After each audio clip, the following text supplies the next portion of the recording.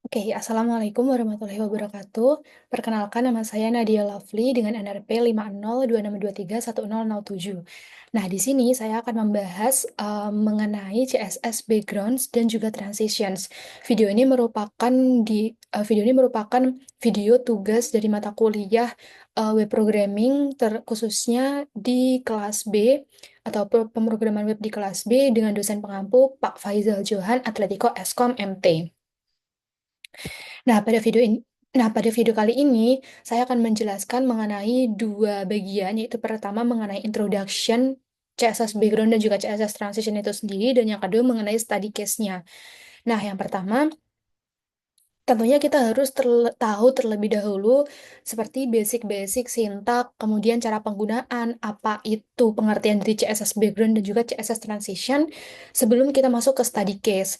Nah, sumber belajar pada video kali ini adalah kita akan menggunakan Witri School, baik di CSS Background maupun di CSS Transition, sama-sama menggunakan Witri School. Nah, kemudian untuk study case-nya, itu kita akan membuat sebuah tampilan halaman website sederhana yang menggabungkan antara CSS Background dan juga CSS Transition. Nah, sebenarnya hasilnya itu akan sederhana, tapi sebenarnya secara codingannya itu sederhana, tapi hasil dari websitenya itu akan terlihat bagus, teman-teman. Ini adalah contoh dari study case yang akan kita buat nanti. Ini adalah contoh dari hasil jadinya. Yaitu di sini kita menggunakan prinsip desain ada yang namanya glass morphism, di mana suatu elemen itu terlihat seperti gelas atau kaca, di mana dia transparan terhadap background belakangnya. Nah, CSS backgroundnya itu kita implementasikan di background daun ini, dan CSS transitionnya itu diaplikasikan ketika kita menghover kartunya, kartunya akan bertambah semakin lebar. Nah, seperti itu. Oke, kita langsung saja masuk di pengertian CSS background itu sendiri. Sebenarnya untuk CSS background kita akan belajar mengenai 5 hal. Yang pertama itu ada CSS, yaitu pertama mengenai background color, background image, background repeat, background attachment, dan juga background shorthand. Nah, yang pertama kita akan membahas mengenai background color. Jadi sebenarnya background itu apa sih? Ya, seperti namanya, kita akan memberikan sebuah elemen background di elemen yang akan kita attach style CSS tersebut. Nah, di sini saya sudah menyiapkan template dari HTML dan juga CSS basic. Di sini ada styling basicnya. Kemudian ini ada H3, ada styling body, dan juga ada styling untuk yang generalnya. Nah, pertama kita akan membahas mengenai background color. Nah, di sini kita akan membuat sebuah kelas namanya misal kotak merah. Nah, untuk memanggil sebuah kelas di CSS, apabila dia kelas, kita memanggilnya dengan titik. Kemudian kita berikan kurung buka dan kurung tutup, dan langsung saja berikan properti background color. Karena di sini nama kelasnya kotak merah, maka kita akan memberikan warna merah, merah, teman-teman. Nah, oke, maaf ada motor lewat. Nah, karena di sini saya menggunakan extension yang namanya live server, jadi ketika kita terjadi perubahan, itu kita tidak perlu melakukan refresh ulang halamannya. Ya, jadi ini adalah hasil dari. Nah, seperti yang kita lihat, itu kita belum bisa melihat hasil dari div yang sudah kita berikan kok background color merah ini. Kenapa? Karena kita belum memberikan yang namanya property width dan juga height.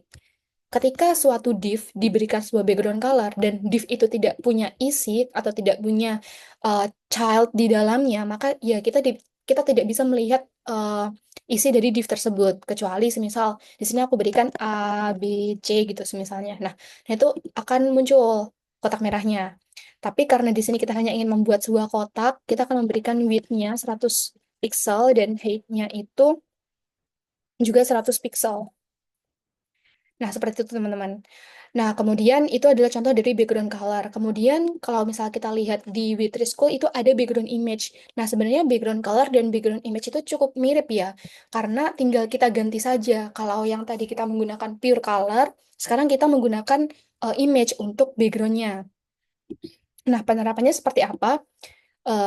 Oke, kita akan membuat H3 lagi di sini.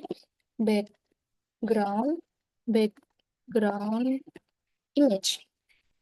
Kemudian kita buat div kelasnya kotak gambar. Nah, sebenarnya di sini saya sudah menyiapkan gambar yang akan dijadikan background yaitu berupa daun. Nah, untuk penerapannya itu kita tinggal panggil juga kotak gambar. Kemudian kita berikan background image dan untuk di dalamnya itu kita bisa berikan URL, kemudian petik dua, dan kemudian kita akses gambarnya itu sendiri.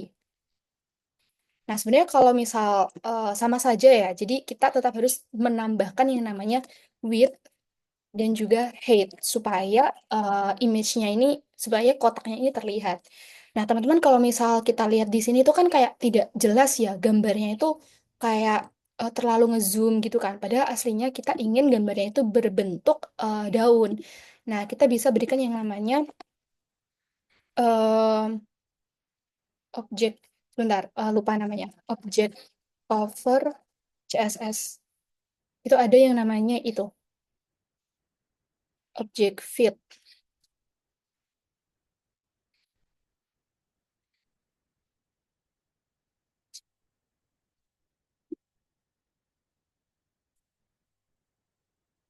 Image with, ya, ada yang namanya object fit. Kita bisa berikan object fit cover. Nah, jadi apa maksud dari object fit cover ini? Jadi artinya gambarnya itu akan, oh bukan ya, objek hmm, ob- background image cover.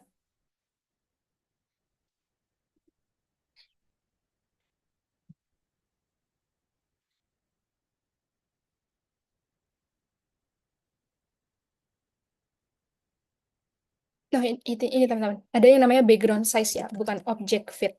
Background size kita buat dia menjadi cover.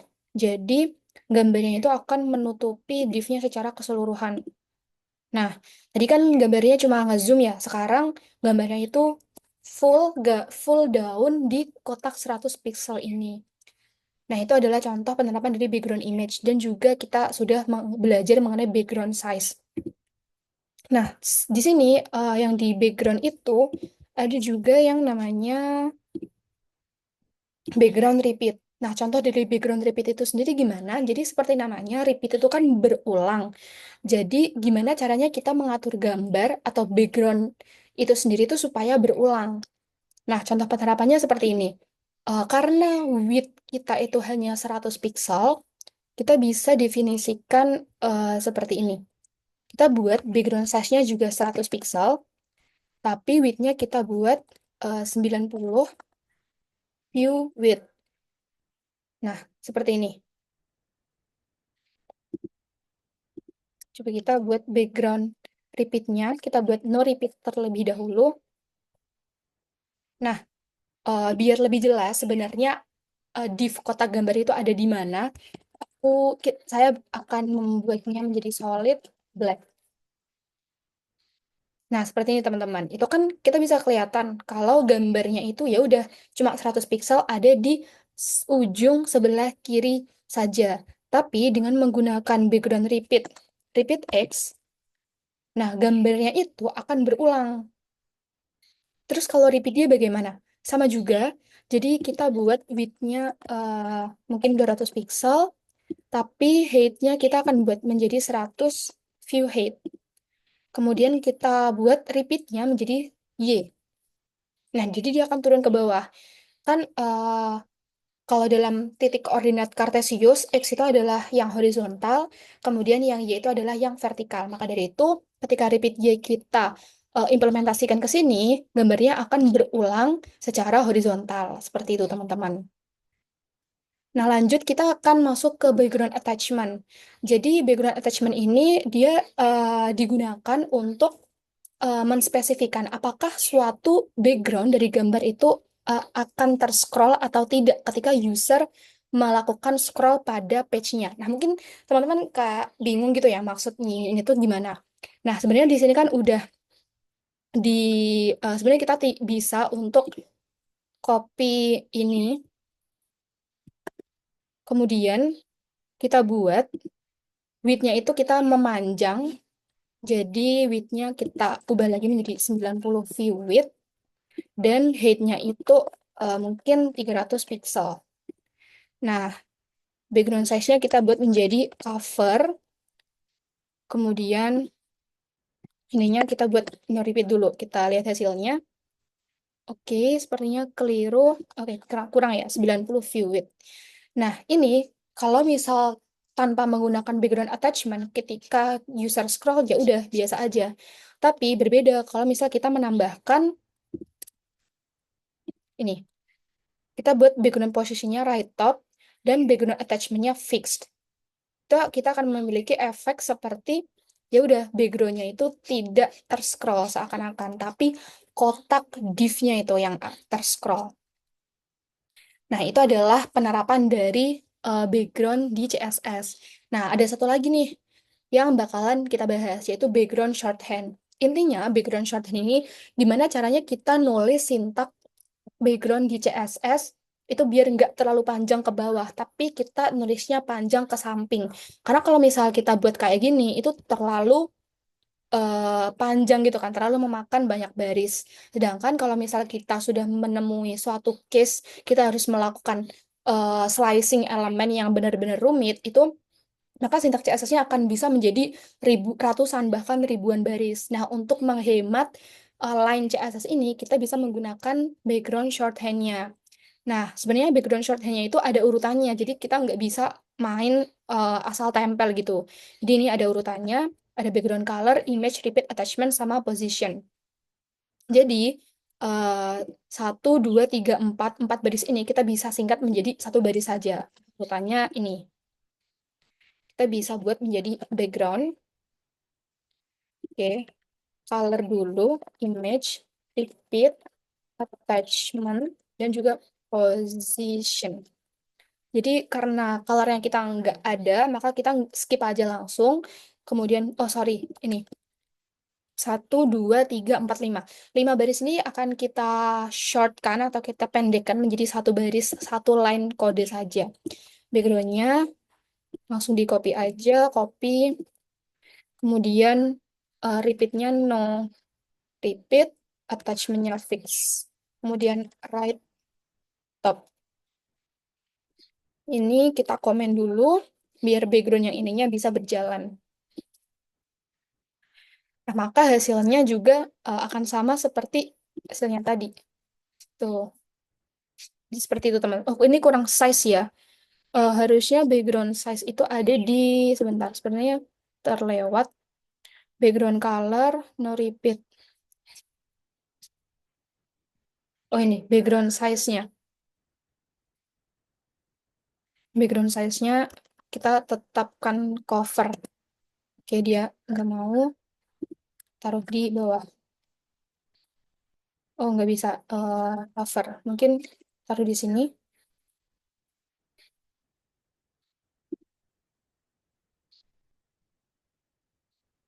Oke, tidak bekerja. Oke, mungkin harusnya ada cara supaya background ini bisa background size ini bisa masuk ke shorthand-nya ya. Nah, seperti itu teman-teman. Nah, sekarang kita bakalan lanjut ke pembahasan mengenai transition. Nah, di pembahasan transition ini menurut saya merupakan suatu pembahasan yang unik dan seru untuk dibahas. Kenapa?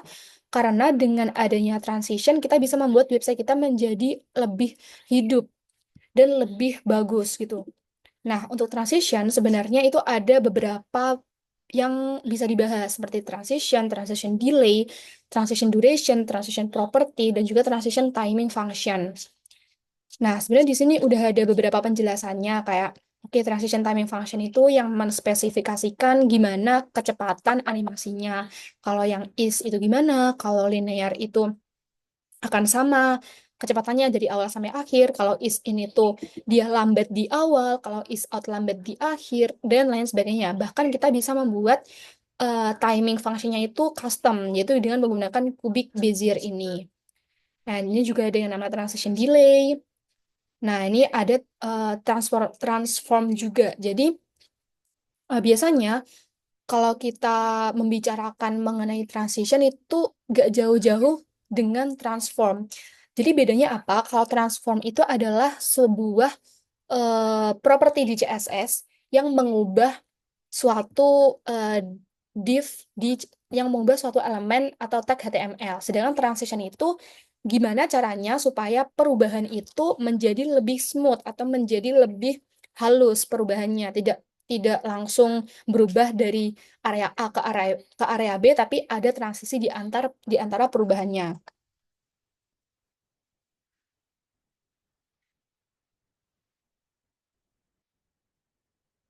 Oke. Nah, untuk gimana transition ini bekerja, kita bisa langsung menggunakan contoh dari Witris School ini sendiri. Nah, di sini terlihat akan ada transition width atau perubahan lebarnya ya. Awalnya itu mereka dari 100 piksel ke 300 piksel. Dan perubahan ini akan tertrigger ketika div-nya ini di hover. Jadi, ketika div-nya di hover, tuh dia akan berubah width-nya dari 100 piksel ke 300 piksel dalam waktu 2 detik. Apa yang terjadi kalau misal transition-nya itu dihilangkan? Maka perubahannya ini akan terlihat patah-patah gitu. Nah, inilah fungsi dari transition itu sendiri.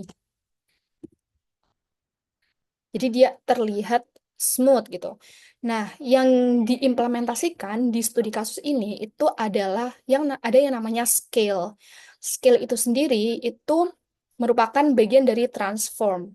Jadi ketika di hover, kita bisa katakan transformnya itu scale 1,05 misalnya. Kemudian di transition kita bisa tuliskan transformnya itu 0,4 second.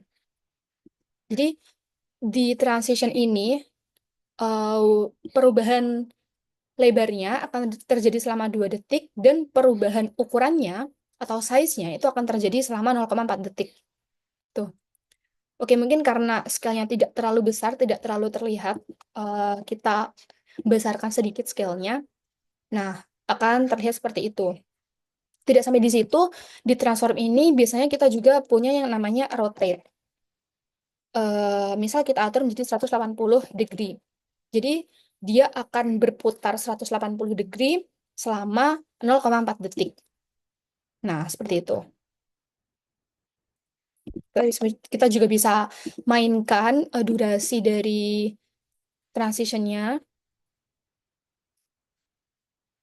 Nah, terus tadi ada yang namanya itu timing function, yaitu gimana cara mengatur transition ini gerakannya apakah dari awal di akhir sama atau seperti yang linear atau bisa menggunakan ada yang namanya is in atau is out. Nah, cara penggunaannya itu tinggal kita berikan saja di bagian akhirnya. Nah, ini ada yang namanya transition timing function linear.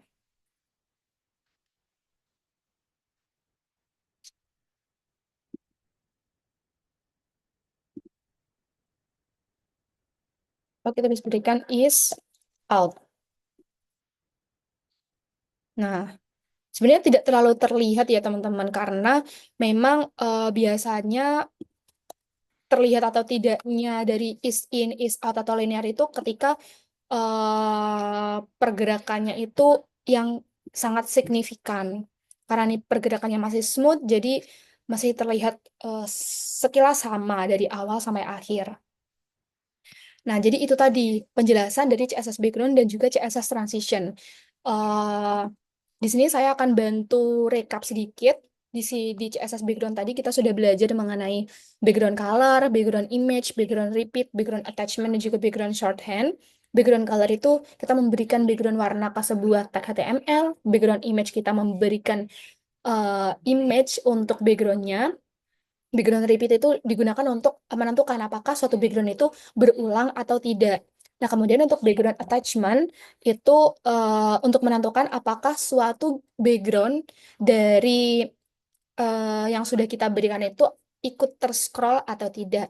Nah, untuk shorthandnya berarti kita menulis sintak dari background yang tadinya lebih dari satu baris, kita singkat menjadi satu baris saja. Nah, untuk transition itu sendiri sebenarnya ada lumayan banyak propertinya, seperti transition, transition delay, transition duration, property, dan juga timing function. Nah, tadi kita juga sudah implementasikan sedikit mengenai transition dan juga kita belajar sedikit mengenai transform. Jadi, fungsinya transition itu supaya perubahan yang terjadi di perubahan yang terjadi ke suatu elemen itu tidak terjadi secara tiba-tiba, tapi dia akan ada seperti bridgingnya, biar smooth, biar tidak langsung berubah. Jadi kalau misal kita cut bagian ini, tuh, nah yang rotate-nya 180 degree juga tidak terlihat karena posisi barang ketika kita putar 180 derajat itu kan sama ya. Jadi misal ada jepit ini, dia posisi nolnya seperti ini. Tapi kalau misal kita putar 180 derajat, dia posisinya kan seperti ini juga. Jadi sama. Kalau misal kita putarnya 10 degree, maka akan kelihatan. Nah, dia akan miring. Tapi karena kita putarnya 180 degree, tidak terlihat perputarannya. Tapi berbeda kalau misal kita berikan transition di sini, dia akan terlihat kalau dia berputar. Nah, seperti itu. Nah, untuk penerapan studi case itu sendiri, itu saya akan langsung memberikan penjelasan dan kodenya. Saya sudah siapkan kodenya tadi. Itu ada di study case HTML. Nah, ada di...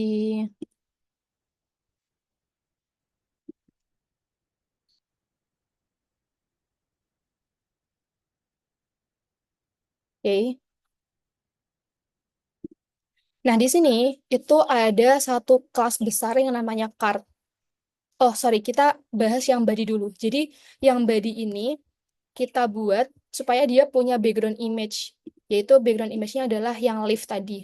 Nah, kenapa di sini ada linear gradientnya? Supaya gambarnya itu punya overlay berwarna hitam, teman-teman. Jadi, aslinya gambarnya itu tidak segelap ini. Gambar aslinya itu seperti ini. Nah, dia kan terlihat hijau ya, tapi di sini dia terlihat gelap dikit. Itu karena ada efek dari linear gradientnya. Kemudian, tadi kita juga menerapkan ada background repeat, background size, attachment, dan juga positionnya. Sebenarnya kalau untuk attachment di sini tidak berpengaruh ya, karena kita tidak melakukan scroll. Jadi sebenarnya kalau misal ini dihapus, itu juga sama saja, tidak akan berpengaruh. Karena height atau tinggi dari halaman kita itu cuma full satu screen. Nah, di sini kita atur width-nya 100%, height-nya 100 view height. Nah, untuk card-nya, itu di sini card-nya itu gimana caranya memperoleh sebuah efek glass morphism itu sebenarnya kuncinya ada di backdrop filter dan juga color white-nya. Jadi kalau misal backdrop filternya kita hilangkan, dia blurnya itu tidak terlihat. Jadi salah satu hal yang paling berpengaruh di penerapan glass morphism adalah backdrop filter blur ini. Jadi dia memberikan efek blur ke background-nya. Seperti itu. Nah, untuk box shadow ini dia memberikan shadow, untuk border, dia memberikan border di tepi-tepinya, untuk background sama. Terus kita color ini color dari teksnya ya. Jadi kalau background cardnya itu ada di warna ini.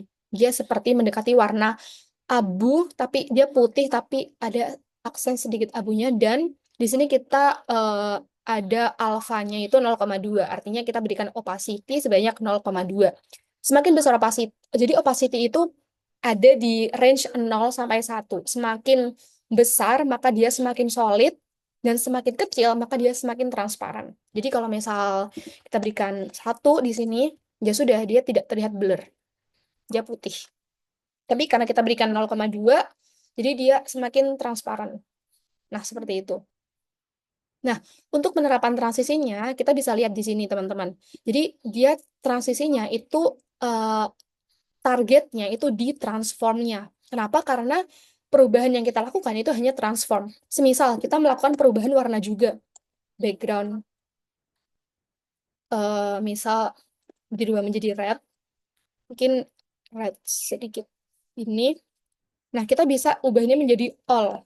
Jadi, nggak cuma targetnya transform, tapi juga backgroundnya juga ikut terkena transisinya. Tuh, seperti itu. Atau mungkin kita berikan juga alfanya. Kita bisa atur di sini langsung. Oke, jadi warna lebih gelap. Dan juga colornya, oke, dia sudah warna putih.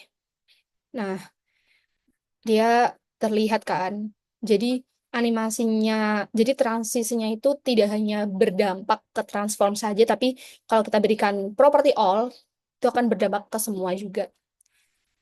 Nah, seperti itu teman-teman. Jadi, itu merupakan sedikit penjelasan dari CSS background dan juga CSS transition.